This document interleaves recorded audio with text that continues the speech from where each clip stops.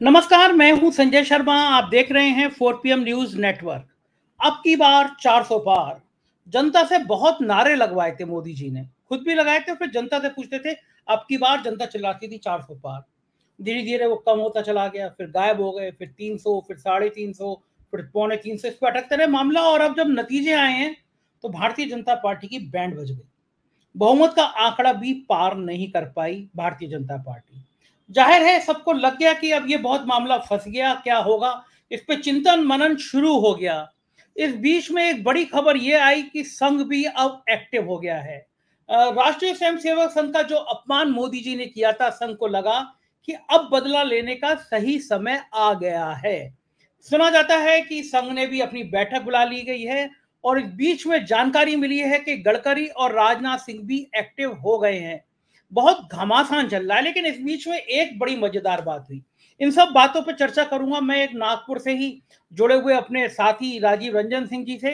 बहुत बढ़िया पत्रकार हैं, बहुत बढ़िया बिजनेस की खबरें रखते हैं, पॉलिटिकल खबरें रखते हैं। मेरा उन्होंने बड़ा फायदा किया।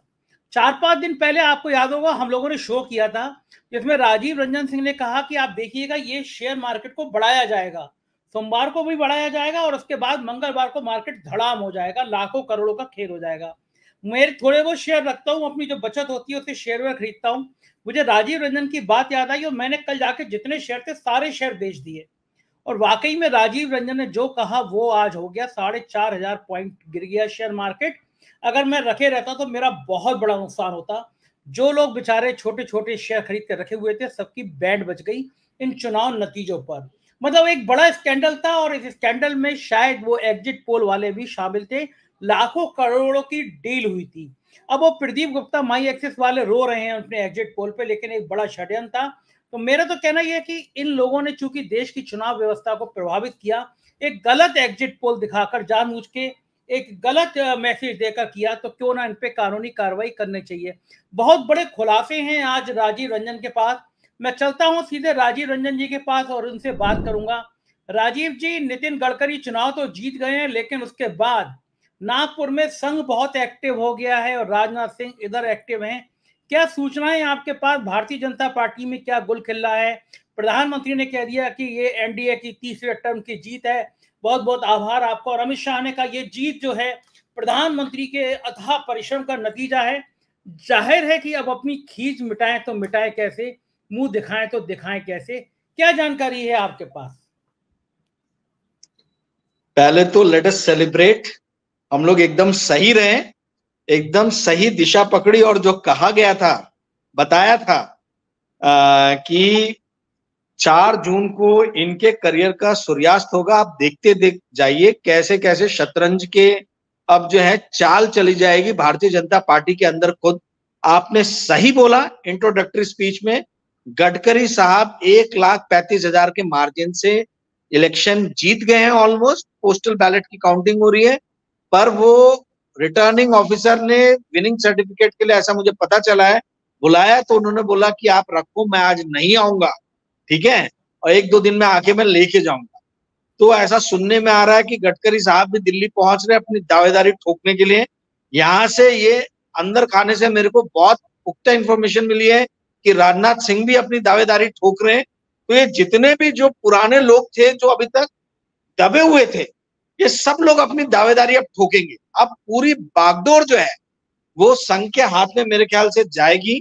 ये जो 2 गुजरातियों ने पूरी की पूरी भारतीय जनता पार्टी को हाईजैक कर लिया था, वो हाईजैकिंग मेरे ख्याल से रुकेगी। और इसलिए मैं हाईजैक वर्ड बोल रहा हूं क्योंकि पार्टी के जो पुराने कार्यकर्ता है, इनमें से इन लोगों को टिकट ना देखते हुए, इनकी अवहेलना, इनकी उपेक्षा करते हुए, इन्होंने कम से कम 100 से ज्यादा उम्मीदवार ऐसे लोगों को खड़ा किया जो भारतीय जनता पार्टी में शामिल हुए पिछले 10 सालों में अन्य पार्टियों से। यही लोग नरेंद्र मोदी का चरण चुंबन करेंगे आने वाले दिनों में, यही लोग स्तुति करेंगे। बाकी जो पुराने लोग हैं, ऐसा मुझे पता चल रहा है कि राजस्थान में जो बुरी शिकस्त हुई है, तो वसुंधरा राजे जी भी एक्टिव हो गई।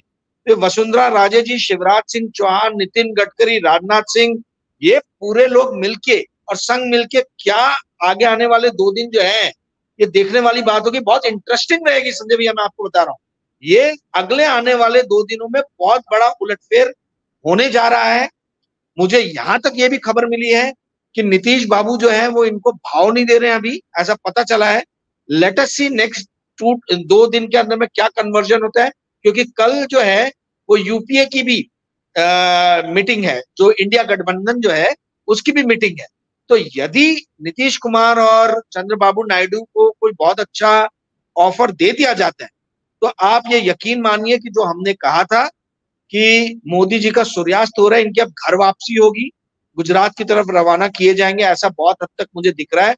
और उसी का प्रतिबिंब, उसी का रिफ्लेक्शन जो है वो आज स्टॉक मार्केट में आपको अदानी के शेयर प्राइसेस पे देखने को मिला। तो जस्ट वेट फॉर 2 डेज। अभी बहुत बड़ा जो है ना पूंजी जो है, ये पूंजी लगने वाला है कैसे भी पार्टी को इंटैक्ट रखने, मतलब पार्टी तो इंटैक्ट रहेगी, पर ये इनकी मोदी जी की सुप्रीमेसी को बनाने के लिए जो है अब बहुत बड़ी पूंजी लगने वाली है। ये जो भी 240 235 इनके जो भी मेंबर ऑफ पार्लियामेंट जीत के आ रहे हैं, ये कैसे भी मोदी जी के पीछे खड़े रहे, इसके पीछे बहुत बड़ी पूंजी लगने वाली है। क्योंकि कंगना रनावत टाइप को जो नए नए आए, यही सब चेले चपाटे हैं मोदी जी के। सबको ये बात समझ में आ रही है कि मोदी जी के कारण ही ये दुर्गति हुई है भारतीय जनता पार्टी की। भारतीय जनता पार्टी अपेक्षा कर रही थी कि कम से कम 350 सीट उनको मिलेगी। 350 सीट से यदि वो 240 पे आके निपट जा रही है, तो आप सोचिए 110 सीट का नुकसान हो रहा है उनकी अपेक्षा के हिसाब से।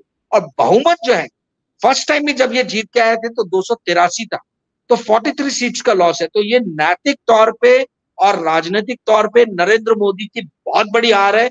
और यदि उनके अंदर जरा भी स्वाभिमान होगा तो उन्हें खुद ही इस्तीफा दे देना चाहिए। हालांकि पॉलिटिक्स में और नरेंद्र मोदी की जितने कैरेक्टर को हम समझते हैं, मुझे नहीं लगता कि इनके अंदर कोई स्वाभिमान है। ये मौके पे चौका मारने की जरूर कोशिश करेंगे। अभी भी जो है ये कोशिश करेंगे कि सत्ता की बागडोर इनके हाथ में रहे। पर मैं आज आपको संजय जी बता रहा हूं, यदि ये थर्ड टर्म में जबरदस्ती प्राइम मिनिस्टर बनने की कोशिश करते हैं तो बहुत जल्दी पार्टी टूट। एक बार बताइए मुझे राजीव जी, 235 से भी नीचे आ रही है भारतीय जनता पार्टी। 350 का दावा था, 235 से भी नीचे, यानी साधारण बहुमत 272 तक का भी नहीं छू पा रहे हैं। 235 सीटों में एनडीए के साथ क्या नैतिक रूप से मोदी जी को अपना चेहरा आगे करना चाहिए? और करते भी हैं, वो प्रधानमंत्री बन भी जाते हैं, चंद्रबाबू नायडू सपोर्ट करते हैं, नीतीश सपोर्ट करते हैं, तो वो जो चेहरा था, जो चेहरा घमंड से भरा रहता था, अहंकार से भरा रहता था कि हम कहीं पे भी चुनाव जिता देंगे। पेट्रोल पंप पे भी मोदी का फोटो, राशन कार्ड पे भी मोदी का फोटो, वैक्सीन के सर्टिफिकेट पे मोदी का फोटो, वो तो बाद में हट गया जब कोविशील्ड में घपला पकड़ा गया, वरना हर जगह फोटो। तो मैं अकेला सब पर भारी, मतलब राम मंदिर के दर्शन करेंगे तो अकेले, डुबकी लगाएंगे गंगा जी में काशी में तो अकेले। तो जो अकेले वाला अहंकार था कि मैं किसी को भी जिता लूंगा, वो तो टूट गया कि 272 नहीं आए। तो क्या नैतिक रूप से उनको चेहरे को अधिकार है? दूसरा, जेपी नड्डा ने जिस अहंकार से कहा था कि संघ की हमें जरूरत नहीं, अब हम सक्षम हैं, तो आपको क्या लगता है कि क्या ये चेहरा अब पर्याप्त बचा है बीजेपी में अपना ग्लैमर दिखाने के लिए? देखिए, जेपी नड्डा, अमित शाह और नरेंद्र मोदी, ये जो तिगड़ी है, इसको संघ की आज की डेट में सबसे ज्यादा जरूरत है। यदि संघ अभी पीछे हट जाएगा तो आप ये यकीन मानिए तिगड़ी का जो है पॉलिटिकल करियर जो है ऑलमोस्ट फिनिश के कगार पे चला जाएगा। मैं आपको बता रहा हूं, नरेंद्र मोदी से ही अमित शाह अपनी ताकत डिराइव करते हैं। जिस दिन नरेंद्र मोदी हटे उस दिन अमित शाह जी का जो है अपने आप ही करियर जो है समापन पे चला जाएगा। और जेपी नड्डा जी तो देखिए, उनको लाने वाले नेशनल पॉलिटिक्स में नितिन गडकरी जी हैं। ये सारे नागपुर में लोग जानते हैं कि निर्मला सीतारमण को फर्स्ट टाइम चांस देने वाले नितिन गडकरी, जेपी नड्डा जी को हिमाचल प्रदेश की पॉलिटिक्स से उठा के लाने वाले नितिन गडकरी जी। तो ये जितने भी लोग जो इनकी कोर टीम में बाद में आए, सब गडकरी जी की देन है।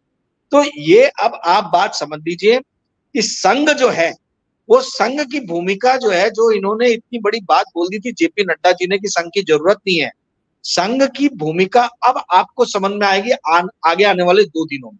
और मैं अभी भी आपको बता रहा हूं कि यदि तेलुगु देशम ने और नीतीश जी ने इनको सपोर्ट नहीं दिया तो भारत को शायद सबसे पहला जो है शेड्यूल कास्ट प्राइम मिनिस्टर मिलने जाएगा। एससी कम्युनिटी से जो आते हैं वो प्राइम मिनिस्टर मिलने जाएंगे, या फिर एक महिला चेहरा भी हो सकता है।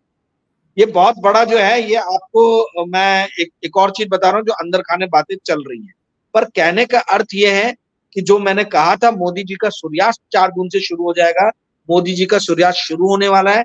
मोदी जी ने जीवन में कभी भी ऐसी स्थिति नहीं देखी थी जहां उनकी गवर्नमेंट अल्पमत में, ठीक है, यानी भाजपा अल्पमत में हो, पार्टी उनकी अल्पमत में हो। वो जब से 2001 से आए हैं उनकी पार्टी हमेशा बहुमत में रही। पहली बार होगा कि जब उनको बैसाखियों की जरूरत हो, और ये जो उनका व्यक्तित्व है उस व्यक्तित्व को वो मैच नहीं करते। तो आज नहीं तो कल जाके ये सरकार गिरेगी गिरेगी यदि ये जबरदस्ती बनाने की कोशिश भी करते हैं तो मोदी जी को सामने। अन्यथा आप मेरी ये बात को मानिए कि यदि सौम्य चेहरे को सामने ये नहीं रखेंगे तो ये सरकार बहुत जल्दी अल्पमत में आ जाएगी, यदि बनती है तो।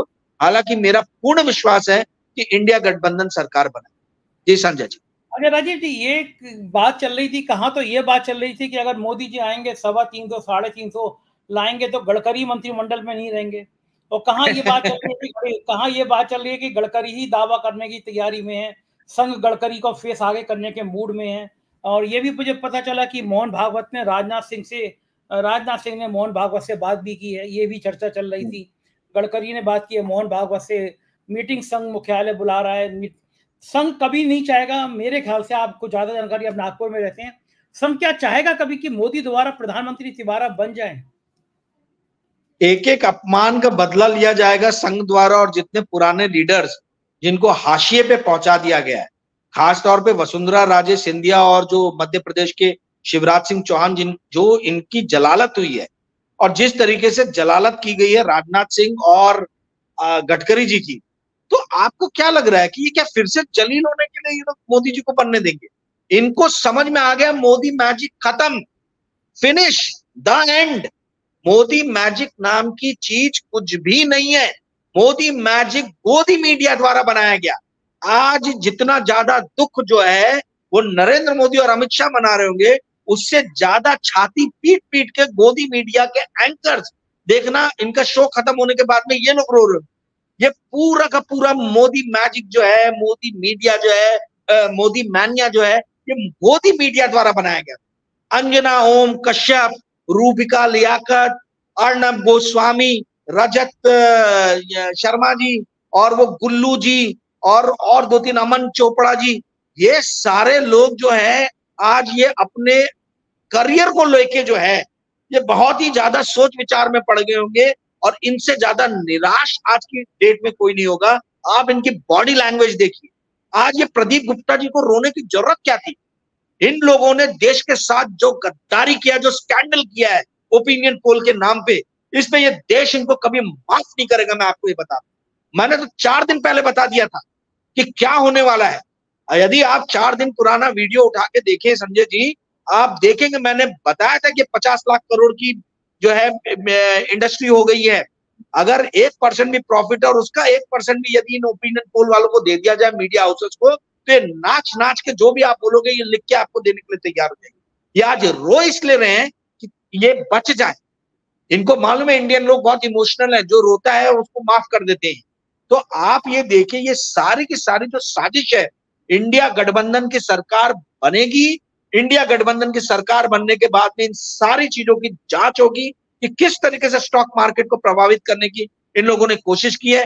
ये शर्म की बात है कि देश का प्रधानमंत्री, वित्त मंत्री, गृह मंत्री, ओपिनियन पोल वाले, गोदी मीडिया वाले, ये सारे के सारे स्टॉक मार्केट को प्रभावित करने की कोशिश कर रहे हैं।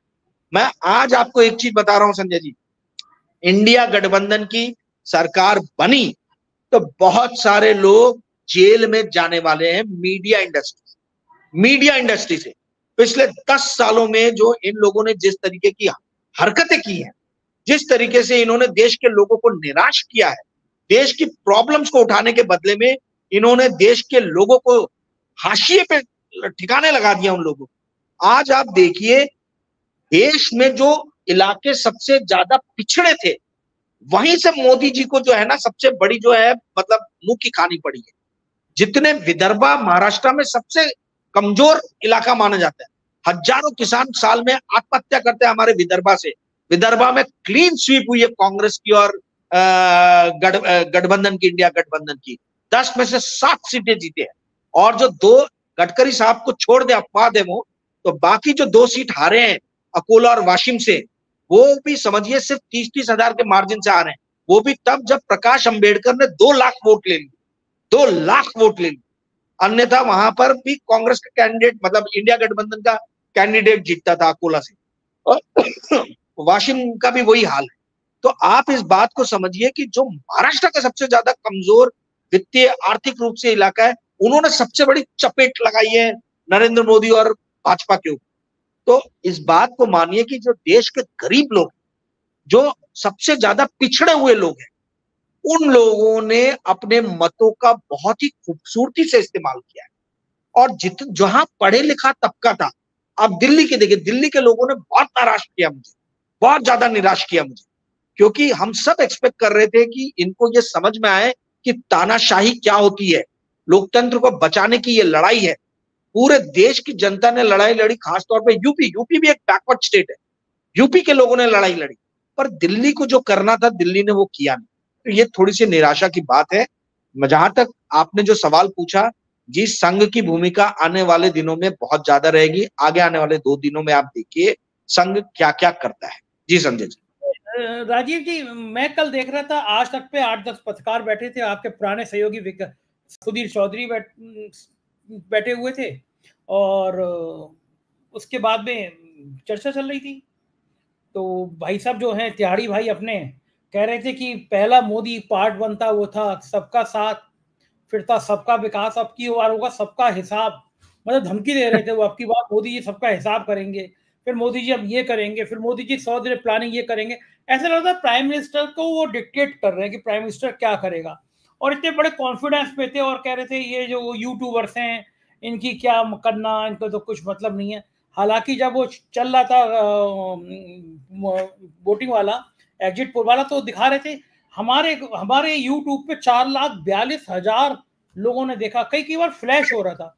राजीव जी, मैंने और आपने जो शो किए जितने भी किए वो सब 10 लाख से ऊपर गए हैं, 5 लाख 10 लाख से ऊपर गए हैं। आज तक इस बात की बड़ी ब्रांडिंग कर रहा था, लेकिन वो जो था ना कि सुधीर जी का कि ये ऐसा किया, फिर मोदी जी ने ऐसा किया, मतलब पूरी मोदी सरकार की प्लानिंग बता रहे थे। क्या होगा उनका? जेट प्लस सिक्योरिटी रहेगी उनकी? देखिए, सुधीर चौधरी जी की जेट प्लस सिक्योरिटी तो सबसे पहले हटाना चाहिए। सुधीर चौधरी जी जो हैं, ठीक है, इनकी तो जेट प्लस सिक्योरिटी सबसे पहले हटाना चाहिए। और मैंने जो बार बार कहा है कि ये सारे पत्रकारों को, अंजना ओम कश्यप हो, रूबिका लियाकत हो, सुधीर चौधरी हो, अर्नब गोस्वामी हो, इन लोगों को जर्नलिज्म का एक रिफ्रेशर कोर्स करना चाहिए। और रिफ्रेशर कोर्स से ज्यादा इनको अपने मॉरल ड्यूटीज जो है, जो इन्होंने जनता के साथ गद्दारी किया है पिछले 10 सालों में, जिस तरीके से इन्होंने जनता को हाशिए पे ये लेके गए। आज यदि मोदी जी 240 सीट भी जीत रहे हैं तो उसमें बहुत बड़ा योगदान जो है ये गोदी मीडिया का है। गोदी मीडिया ने इतना ज्यादा जो इनको सपोर्ट किया है, पढ़े लिखे इलाकों में टीवी देखी जाती है, दिल्ली की जनता ने गोदी मीडिया देख देख के ही इनको वोट डाला है। मैं आज आपको बता रहा हूं, यदि मीडिया से नरेंद्र मोदी को 1 महीने के लिए आप गायब कर दीजिए, नरेंद्र मोदी वही रसातल पे पहुंच जाएंगे जहां पे वो 2001 के पहले थे। कोई जानता था 2001 के पहले कौन है नरेंद्र मोदी? जिंदगी में एक इलेक्शन नहीं लड़ा था इन्होंने। इनकी किस्मत चमक गई कि 2001 में लाल कृष्ण आडवाणी जी और अटल बिहारी वाजपेयी जी ने इनके सर पे हाथ रख दिया। इन्होंने, जिसने इनके सर पे हाथ रखा उन्हीं को निपटा डाला। आप देखिए, इनका इतिहास ही है कि लोगों को निपटाते आए हैं। ठीक है, लाल कृष्ण आडवाणी, केशु भाई पटेल, संजय जोशी, प्रवीण तोगड़िया, फिर वो विश्व हिंदू परिषद वाले थे, अशोक सिंघल, तमाम लोगों की लिस्ट है। इन लोगों को इन्होंने बड़ी खूबसूरती से निपटाया। आपको क्या लग रहा है कि ये चीज नितिन गडकरी, संघ और राजनाथ सिंह, इन लोग को ये समझ में नहीं? राजनाथ सिंह की क्या हालत की थी पिछले 10 साल में, कि मतलब माला में घुसना चाह रहे हो और उनको इशारा किया जा रहा बाहर निकलो। क्या ये एक राजपूत क्षत्रिय आदमी अपनी खुददारी को जो है ये कभी कॉम्प्रोमाइज नहीं करता। मैं आपको आज बता रहा हूं, ये उनके दिमाग में कहीं ना कहीं मेंटली कहीं ये रजिस्टर हो गई है कि मेरी ऐसी बेइज्जती की गई है। आज जो नरेंद्र मोदी की बेइज्जती हो रही है, जो कम सीट मिली है, वो यूपी के कारण मिली है। उसका कारण है योगी आदित्यनाथ की बेइज्जती करना। वो भी एक क्षत्रिय आदमी है। क्षत्रिय लोग अपने अपमान का बदला जो है ना जरूर लेते हैं। तो आप देखना, या तो राजनाथ सिंह या गडकरी, इनमें से किसी का चेहरा सामने किया जाएगा। ठीक है, हो सकता है मध्य प्रदेश के जो भूतपूर्व सीएम थे उनका भी नाम चल रहा है, ऐसा मुझे 2-3 लोगों ने बताया। तो ये इन 2-3, हाँ, शिवराज सिंह चौहान, तो इनमें से किसी का राजीव जी 8.5 लाख वोटों से जीते हैं, और आज नरेंद्र मोदी तो एक चरण में हार रहे थे, पीछे होकर जा रहे थे, और बाद में रोक पीट के 1.5-2 लाख वोटों से जीते हैं। उनसे लगभग दोगुने से तो राहुल गांधी जीते हैं। नरेंद्र मोदी का जीत का अंतर सिर्फ 1.5 लाख रह जाए बनारस में। नरेंद्र मोदी का तिलिस्म जो है वो टूट गया है संजय जी। ये जो पूरा तिलिस्म बनाया था, उत्तर प्रदेश में सबसे ज्यादा जो दर्द भरी बात है, जो बहुत ज्यादा परेशान करने वाली बात है, जो बहुत ज्यादा तकलीफ देने वाली बात है भारतीय जनता पार्टी के लिए, वो ये है कि भारतीय जनता पार्टी अयोध्या सीट हार गई। जिस राम मंदिर को लेकर देश भर में तूफान खड़ा किया गया, जिस राम मंदिर को लेकर हंगामा खड़ा किया गया, वहां से अयोध्या से भारतीय जनता पार्टी का हार जाना, क्या ये साफ कर रहा है कि आपने, भगवान राम ने आपको बता दिया कि तुम भगवान के नाम पे राजनीति करोगे बेटा तो हम भी ठिकाने लगा देंगे तुम्हें? मतलब कितना बड़ा टेंट होगा ये अयोध्या में हार जाना।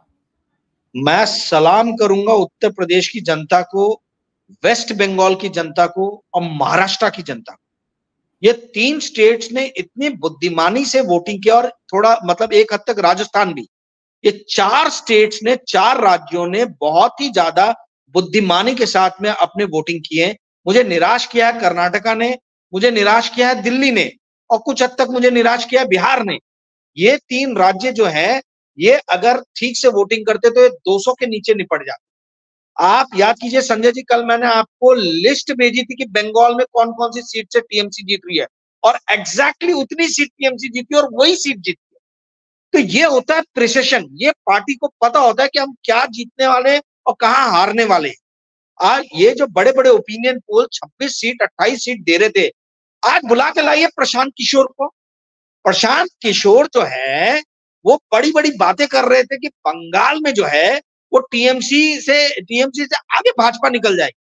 प्रशांत किशोर जो है, ये तो अब प्रूव हो गया है कि प्रशांत किशोर जैसे लोग या प्रदीप गुप्ता जैसे लोग जो हैं, ये लोग पूरे के पूरे सरकार के एजेंट है। मैं आपको एक चीज बताता हूँ संजय जी, इस देश के लिए बड़ी चुनौती जो है, ये गोदी मीडिया के एंकर नहीं है, ये अंजना ओम कश्यप, रूबिका लियाकत या सुधीर चौधरी, ये तो नालायक लोग हैं, इनके पास अक्ल ही नहीं है, ठीक है, ये पढ़ते लिखते नहीं है कुछ, मतलब इनका नॉलेज कर्व जो है वो थम्स आ गया, तो ये नालायक लोग हैं। इनसे देश को जो है बहुत ज्यादा नुकसान या खतरा नहीं है। खतरा कैसे लोगों से है? ये जो पढ़े लिखे घुइयां बदमाश है, प्रशांत किशोर टाइप जो एजेंट है, ठीक है, या प्रदीप गुप्ता टाइप जो चंद सिक्के के इसमें जो है अपना ओपिनियन पोल कुछ भी अनाप शनाप बना के दे दे और बाद में रोए बच्चों की तरह करके। इनमें और नरेंद्र मोदी में एक ही समानता है कि गलती करो और उसके बाद रोना चालू कर दो, ठीक है। तो ये जो घुइयां बदमाश लोग जो है ना, प्रशांत किशोर टाइप और प्रदीप गुप्ता टाइप, इसी टाइप के लोगों से हमारे प्रजातंत्र को बहुत बड़ा एक खतरा है, और हमको जो है इन्हीं लोगों को चेक एंड बैलेंस में रखना है। और एक और जो है ना, बहुत शातिर टाइप के लोग भी हैं जो बड़ा बैलेंस खेलने की कोशिश करते हैं, बट इनडायरेक्टली बीजेपी को सपोर्ट करते हैं। देखिए संजय भैया, सत्य जो है वो एक तरफा होता है, इसलिए बोला जाता है सत्य कड़वा होता है। कोई ये नहीं बोलता कि सत्य आधा मीठा और आधा कड़वा होता है, या आधा नमकीन और आधा कड़वा होता है। सत्य को क्यों कड़वा बोला जाता है? क्योंकि वो एक तरफा होता है। ये बैलेंस न्यूट्रल कुछ नहीं होता। ये आप अपने आप को बचाने के लिए अपने आप को न्यूट्रल और बैलेंस की बात करते हो। कई यूट्यूब चैनल जो अपने नाम में सत्य लगाते हैं, ये यूट्यूब चैनल बहुत ही न्यूट्रल और बैलेंस खेलने की कोशिश करते हैं, बट इनडायरेक्टली इन लोगों ने भी जो है बहुत बड़ा हेल्प प्रोवाइड किया है। सी वोटर के कुछ एनालिस्ट इन चैनल्स पे भी उतरते आए हैं, और सी वोटर के जो है आज यशवंत देशमुख जी जो है, इनको बुला के स्टूडियो में सवाल पूछना चाहिए। ये यशवंत देशमुख जी घूम घूम के बोल रहे थे मोदी जी जो है वो गिल्ट का बीज बोते हैं, गिल्ट का बीज, और गिल्ट का बीज बो के वो जीतते हैं लोकसभा, जहां भी विधानसभा में आते हैं वो गिल्ट का बीज बो के जाते हैं और वो लोकसभा में जीतते। कहां गया पश्चिम बंगाल में गिल्ट का बीज? किधर है? पश्चिम बंगाल में विधानसभा भी आ रहे और लोकसभा भी आ रहे, और प्रशांत किशोर जी का भी देख लीजिए पाप बना रहे थे। तो ये जो इस तरीके के यशवंत देशमुख टाइप न्यूट्रल बनने वाले लोग जो हैं, और ये जो जिस तरीके की एजेंसीज है, प्रदीप गुप्ता तो समझ में आ रहा है कि भाई वो वन साइडेड बीजेपी के लिए काम करते हैं। ये एक्सपोज हो गए। पर यशवंत देशमुख टाइप के जो लोग हैं ये, या फिर प्रशांत किशोर टाइप के जो लोग हैं, इन लोगों को चेक एंड बैलेंस में रखना संजय जी बहुत जरूरी है। इनके हर चीजों पे सवाल पूछना चाहिए, और इनको फंडिंग कहां से हो रही है ये सवाल पहला होना चाहिए कि आपको पैसे कहां से आ रहे हैं, कौन आपको पैसे दे रहा है, ये सारी बातें। जी संजय जी। राजीव जी, एक आखिरी सवाल। कल शाम को 6 बजे इंडिया गठबंधन की बैठक खड़गे जी के घर पे हो रही है। अगर उस बैठक में तय किया गया कि मल्लिकार्जुन खड़गे को प्रधानमंत्री बनाएंगे, और फिर चंद्रबाबू नायडू से कहा गया या नीतीश कुमार से कहा गया कि आइए पहली बार देश को एक दलित प्रधानमंत्री बनाने की बात चल रही है, आप भी समर्थन कर दीजिए। अगर चंद्रबाबू नायडू और नीतीश मना करते हैं तो दोनों राज्यों में दलितों के बीच में एक बहुत बड़ा नुकसान कर बैठेंगे। इस स्थिति में क्या होगा आपका? नहीं देखिए, चंद्रबाबू नायडू तो वैसे भी नेचुरली अलाइड होने चाहिए कांग्रेस के, क्योंकि उनको 15 से 16% मुस्लिम वोटर्स भी मिले। ठीक है, आंध्र प्रदेश में बहुत बड़ा एक मुस्लिम तबका भी है जो उनको वोट डाला है, तो वो कभी नहीं चाहेगा कि भाजपा के साथ के। जहां तक रही नीतीश जी की बात, वो कभी भी एक दलित प्राइम मिनिस्टर को अस्वीकार नहीं करेंगे। ठीक है, तो वो भी नेचुरल अलाई है, और यही होने वाला है। मैं आपको बता, 2 दिन जो मैंने बोला कि थोड़ा वेट कीजिए, मजे लीजिए, स्टॉक मार्केट और गिरेगा भी, आप देखते जाइए। और मैं आपके दर्शकों से अपील करूंगा, आज तो 4,500 पॉइंट नीचे गिरा सेंसेक्स, और 1379 पॉइंट्स निफ्टी गिरा है। 45 लाख करोड़ मार्केट से वाइप आउट हो गए। आप सोचिए, अदानी ग्रुप 3 लाख करोड़ का मार्केट कैप उसका कम हुआ है। ये भी एक मजेदार चीज है कि मोदी जी अगर नहीं आते तो अदानी जी जो है वो उनका शेयर प्राइस नीचे गिरता है। यानी देखिए, मार्केट कितने बेहतर तरीके से जो है समझ रहा है कि अदानी जी मोदी जी के ऊपर में कितनी बुरी तरीके से डिपेंडेंट है। ठीक है, मोदी जी नहीं रहेंगे तो अदानी जी का क्या हो। तो आप ये बात को समझिए कि जैसे मैंने स्टॉक मार्केट का प्रेडिक्शन किया था, वैसे ही मैं प्रेडिक्ट कर रहा हूं कि 2-3 दिन के अंदर में इंडिया अलायंस की सरकार बनने जा रही है। पहली चीज। दूसरी चीज, यदि ये सरकार नहीं बनती है तो बहुत ही अनस्टेबल गवर्नमेंट बनेगी सेंटर में, और उस अनस्टेबल गवर्नमेंट के कारण भी मार्केट, स्टॉक मार्केट जो बड़ा अनस्टेबल रहेगा। तो आपके लोगों ने मार्केट से दूर रहना चाहिए। तीसरी चीज, यदि संघ की बात नायडू जी और नीतीश जी मान लेते हैं तो ये मुझे थोड़ा आश्चर्य होगा, ये होना नहीं चाहिए। तो कुल मिला के कहना है कि इंडिया अलायंस की सरकार बन रही है, स्टॉक मार्केट जो है वो नीचे जाएगा। थोड़े दिन आप मार्केट से दूर रहिए आप लोग। जी संजय जी। बिल्कुल, बहुत बहुत शुक्रिया राजीव भाई, इतनी बढ़िया बढ़िया बातें करी, धन्यवाद, आभार। ये थे राजीव रंजन सिंह, और हम लोग बात कर रहे थे कि सरकार की रूपरेखा क्या होगी, शेयर मार्केट का क्या हाल होगा। मुझको यकीन है ये चर्चा आपको पसंद आई होगी। चैनल को ज्वाइन कीजिएगा, सब्सक्राइब करिएगा और अपनी राय से जरूर अवगत कराइएगा। शुक्रिया, थैंक यू।